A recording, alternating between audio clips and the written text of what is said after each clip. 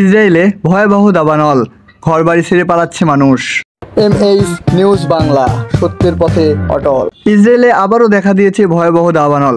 দেশটির বিভিন্ন অঞ্চলে তাপমাত্রা অস্বাভাবিক হারে বেড়ে যাওয়ার ফলে একের পর এক জঙ্গলে ছড়িয়ে পড়েছে আগুন।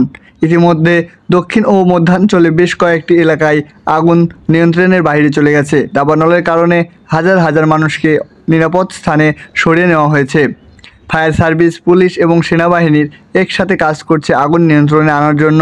জানা গেল, দাবানলের ফলে বহু বাড়িঘর পুড়ে গেছে এবং ব্যাপকভাবে ক্ষতিগ্রস্ত হয়েছে কৃষিজমি। ইসরায়েলি কর্তৃপক্ষ জানিয়েছে, এই দাবানলের পিছনে কোনো নাশকতার ইঙ্গিত এখনও পাওয়া যায়নি, তবে পরিস্থিতি পর্যবেক্ষণে রাখা হয়েছে। আবহাওয়া অফিস জানিয়েছে, আগামী কয়েকদিন আরও বেশি গরম পড়বে, ফলে পরিস্থিতি আরও ভয়াবহ ও জটিল হওয়ার সম্ভাবনা রয়েছে।